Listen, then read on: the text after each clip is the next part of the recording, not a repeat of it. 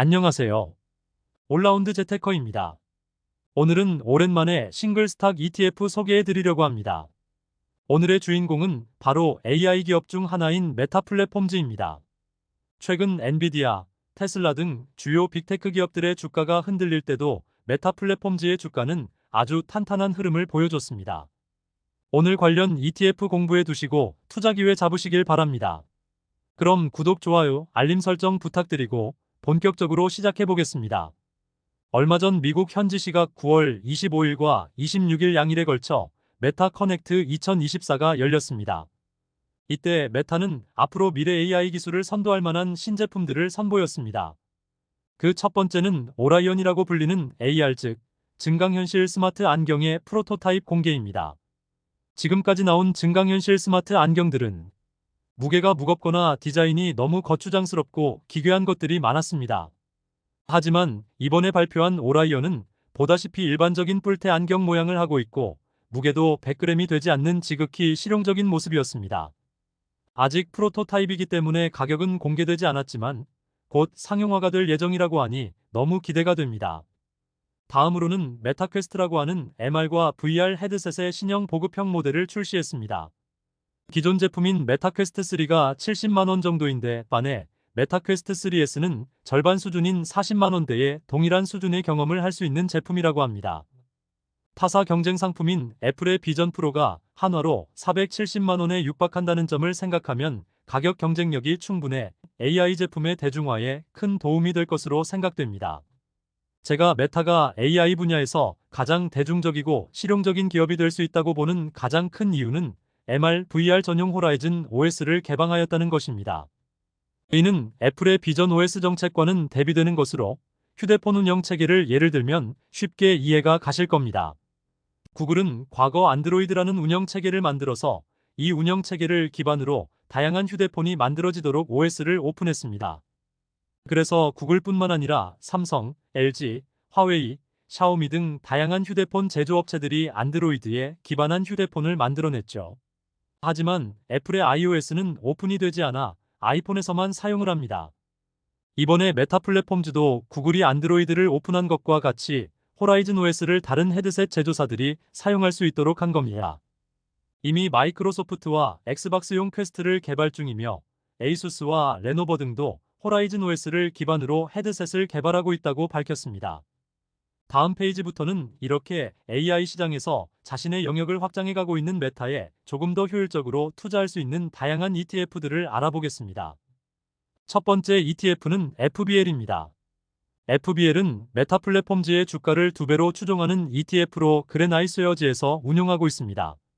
상장일은 22년 12월이며 펀드 규모는 349만 달러, 펀드 보수는 연간 1.15%입니다.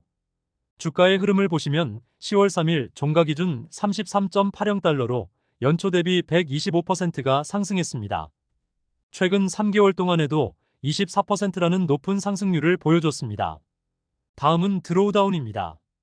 드로우다운은 역대 고점 대비 하락률을 의미하는데 24년 1월 급락시가 전고점 대비 37% 하락하여 가장 큰 드로우다운을 기록했었습니다. 투자 시기에 따라 37% 정도의 하락 가능성은 염두에 두고 투자하시면 좋을 것 같습니다. 마지막으로 배당 수익률입니다. 배당은 연 1회 지급을 하고 있습니다. 작년 12월 말 배당금은 주당 8.12달러로 당시 종가 대비 무려 34.27%에 달하는 수익률입니다. 월 배당형이 아닌 연 1회 지급하는 배당치고는 굉장히 높은 수준으로 보입니다. 두 번째 ETF는 METU입니다. METU도 FBL과 같은 메타 플랫폼즈 주가를 2배로 추종하는 ETF입니다. 상장일은 비교적 최근인 24년 6월이며 펀드 규모는 102만 달러, 펀드 비용은 연 1.07%입니다. 주가의 흐름을 보시면 10월 3일 종가 기준 34.66달러로 연초 대비 29% 상승했습니다. 최근 3개월 동안에도 23%라는 높은 상승률을 보여줬습니다. 상장일 이후 역대 고점 대비 하락률을 의미하는 드로우다운은 24년 7월 말 마이너스 30.63%입니다. 분배금은 지금까지 상장일 이후 2분기와 3분기 말에 총 2번 지급되었습니다. 2분기 누적 배당률은 0.64%로 연간 환산 시 1.28% 수준입니다. 마지막 ETF는 FBY입니다. FBY는 일드맥스사에서 운용하는 월배당형 커버드콜 상품입니다. 상장일은 23년 7월이며 펀드 규모는 530만 달러, 펀드 보수는 연간 0.99%입니다. 커버드콜 상품은 옵션 거래를 통한 월배당 수익을 창출하기 때문에 기초자산의 상승률을 충분히 따라가지 못합니다. 그래서 앞선 ETF들과는 달리 연간 기준 마이너스 4.98%의 수익률을 기록하고 있으며 최근 3개월 기준으로도 2.95% 상승이라는 낮은 수익률을 보여주고 있습니다. 상승률이 레버리지보다 낮았지만 드로우다운은 다른 레버리지 ETF들과 별 차이 없이 큰 폭의 하락을 보여주네요. 하지만 커버드콜 월배당형 ETF는 배당 수익률에서 큰 장점이 있습니다. 24년 2월부터 8개월 누적으로 33.82%의 배당을 받았습니다. 이를 연간으로 환산하면 50.73%에 달합니다. 이제 세 종목을 가지고 주가 수익률과 배당 수익률을 합산한 토탈 리턴을 비교해 보겠습니다. 연간 수익률 기준으로 보면 FBL의 배당과 주가 상승률 모두 높아 159.15%에 달하는 합산 수익률을 보여 단연 1등입니다. 다음으로는 커버드콜 상품인 FBY가 45.75%로 2등입니다. 연간 수익률은 마이너스였지만 배당이 워낙 높아서 커버가 되네요. 그런데 METU는 상장한 지 이제 4개월밖에 되지 않았기 때문에 좀 더 정확한 비교를 위해 3개월 수익률을 가지고 다시 비교해 봤습니다. 그렇게 변경해도 여전히 FBL이 1등이지만 2등은 같은 레버리지 상품인 METU로 바뀌게 됩니다. 둘의 수익률 차이도 거의 나지 않네요. 역시 주가 상승폭이 클 것으로 예상되는 종목은 레버리지형이 압도적으로 좋고 주가가 하락하거나 횡보할 것으로 예상되는 경우에는 월배당이 높은 커버드콜 상품이 좋다는 것을 이번 결과에서 다시 한번 알 수 있습니다. AI 시대의 다양한 플레이어들이 경쟁을 하고 있고 누가 그 왕좌를 차지할지는 알 수 없습니다.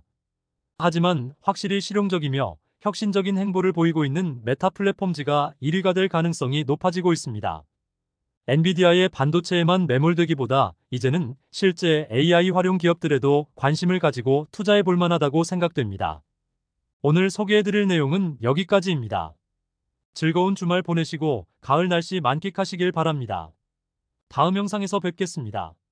감사합니다.